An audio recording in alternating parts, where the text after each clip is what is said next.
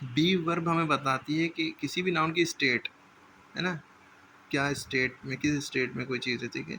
इसकी एग्जांपल है is, am, are, was, were, will be, shall be. अब इसके भाई किसके साथ इज़ लगेगा, किसके साथ एम लगेगा, किसके साथ आर लगेगा, वर लगेगा, ये सब के यूजेस पता होना चाहिए।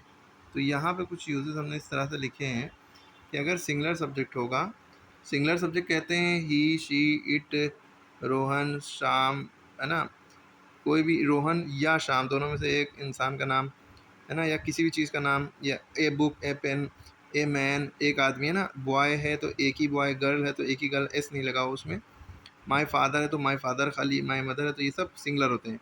तो हमने एक सिंगुलर इसमें से ही उठा लिया और सारे सिंगुलर के लिए ये रूल अप्लाई होगा। तो ही यानी कि कोई सिंगुलर है तो सिंगुलर के जस्ट बाद या जस्ट पहले क्या लगेगा, सिंगुलर के साथ इज़ लगता है। इज़ एम आर में से एक चीज़ की लगेगी इज़, यानी कि ही सिंगुलर, ही के साथ इज़ लगेगा, यानी कि इन सब के साथ इज़ लगेगा इज़ एम आर में से। और ही भी सिंगुलर है तो वॉज वर में से क्या लगेगा, वॉज लगेगा।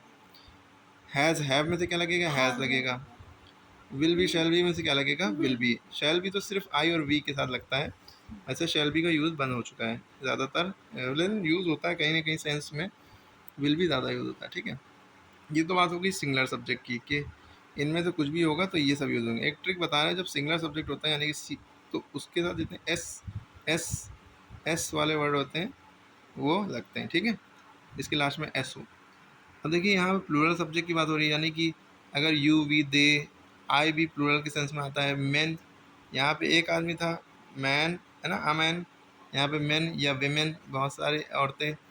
बॉयज़, बॉय में एस लगा, ये प्लूरल हो गया। एक बॉय होता है तो सिंगुलर होता है। राम एंड श्याम, एंड लगा यानी दो लोग हो गए तो ये भी प्लूरल हो गए।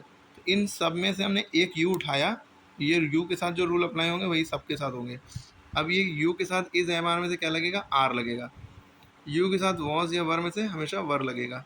यू के साथ हैज़ हैव में से हमेशा हैव लगेगा। और यू के साथ विल बी शैल बी में से विल बी लगेगा। यही सारे रूल्स इन सब के साथ अप्लाई होंगे।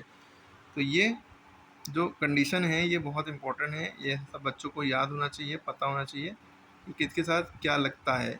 एकदम दिमाग में बैठा लें, यही, शी, इट, इन सब के साथ क्या लगेगा, है ना, और यू, वी, दे, आई, इन सब के साथ क्या लगेगा।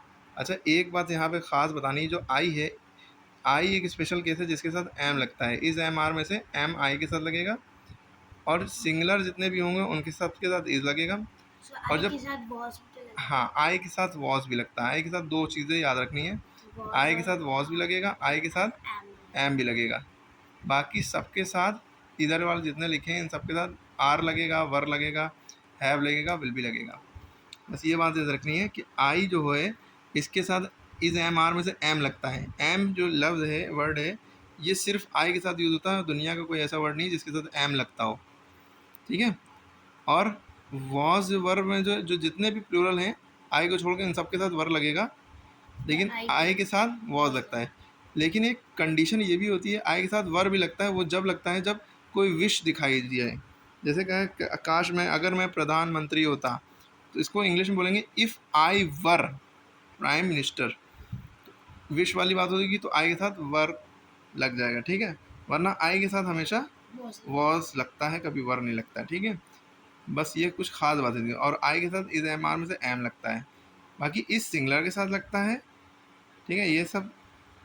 और आर प्लूरल के साथ लगता है। अगर डाउट हो तो कंफर्म करने के लिए पूछ सकते हैं।